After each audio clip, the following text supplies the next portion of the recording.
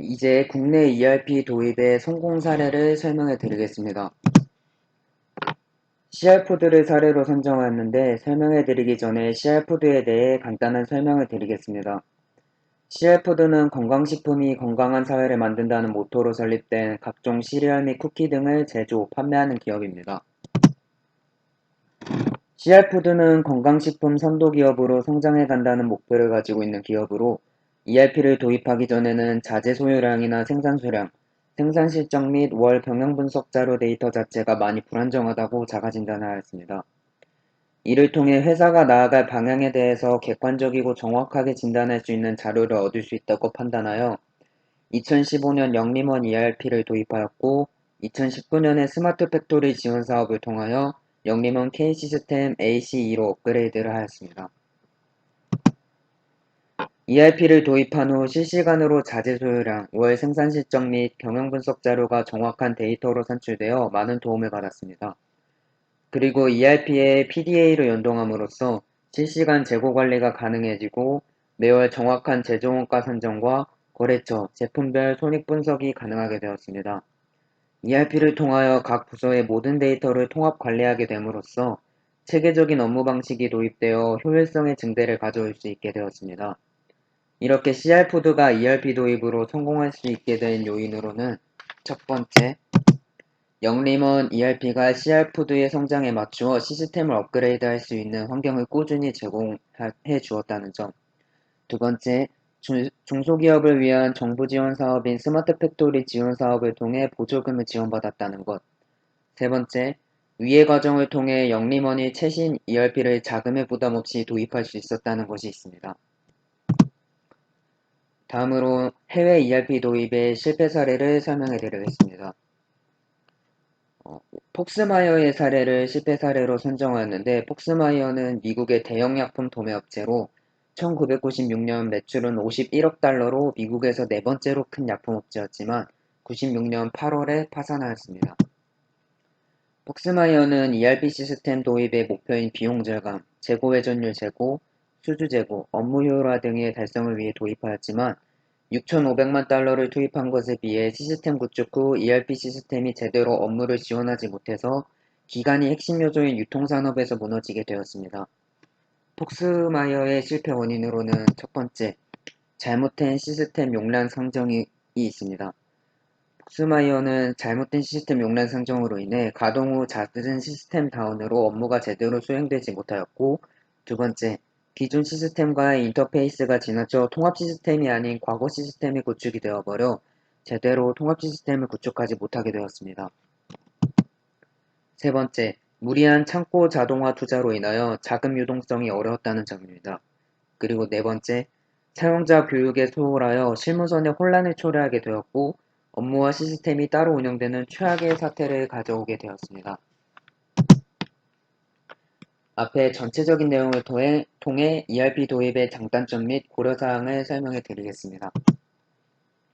우선 ERP를 자체적으로 개발하는 경우와 외부 ERP를 도입하는 경우로 나누어 보겠습니다.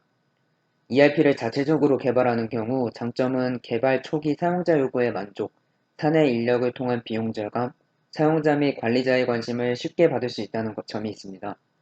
반면 단점으로는 초기 시스템 개발에 많은 시간과 전문 인력이 필요하고 시간이 흐름에 따라 유지, 보수에 많은 노력이 수반되며 정보기술의 변화에 따라 많은 전문 인력과 노력이 필요하게 된다는 점이 있습니다.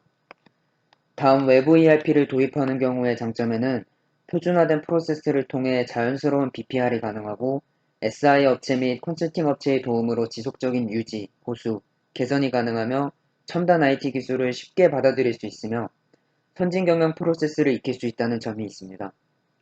단점으로는 사내 업무 프로세스의 변경과 외부 노출의 위험성, 그리고 시스템이 적용될 시 사내 프로세스가 종속될 가능성의 증가가 있습니다. 위에서의 장점과 단점 중 장점을 더욱 효과적으로 챙길 수 있게 하기 위해서는 화면에 나와 있는 고려사항들을 확인해야 합니다. 첫 번째, 회사의 관리 포인트 설정을 최우선으로 도출해야 합니다. 관리 포인트 설정을 최우선으로 하고 다른 것들은 최우선 과제가 장착되어 가는 시점에 하나씩 해결해 나가는 전략이 필요하다는 것입니다.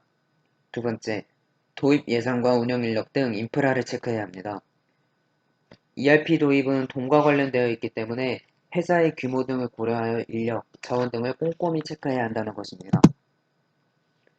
세 번째, 복수의 ERP 회사와 접촉하여 장단점을 파악해야 합니다.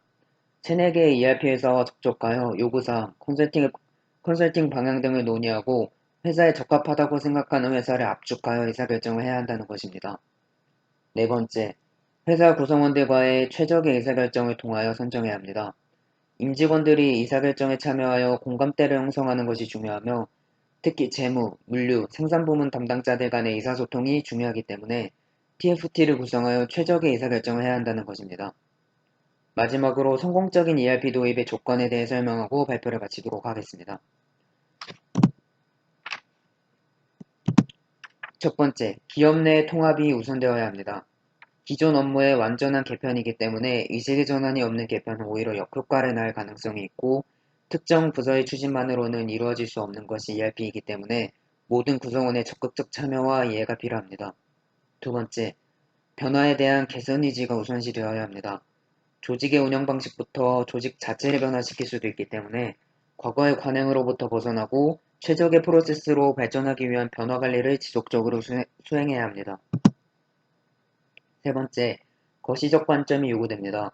각 부서별로 구축되는 것이 아닌 총체적 시스템인 만큼 전체적 관점의 접근이 요구된다는 것입니다. 네 번째, 경영진의 지속적인 관심과 지원이 필요합니다. 거시적으로 접근한 프로젝트인 만큼 경영진이 주도적으로 프로젝트의 의사결정 및 기타 사항에 참여하겠다는 의지가 필요하고 즉각적인 반응을 이루어야 한다는 것입니다. 마지막 다섯 번째, ERP의 긍정적 측면에만 주목해 과신해서는 안 되고 신중한 결정이 필요합니다. ERP의 도입만으로 경쟁력 확보나 글로벌화가 되는 것이 아니기 때문에 기업의 특성과 향후 발전 방향을 정확히 판단하며 최적의 처리 시스템을 선택하는 데 초점을 두어야 합니다. 지금까지 ERP 개론 및 국내외 도입 사례를 발표한 1조 최현민이었습니다. 들어주셔서 감사합니다.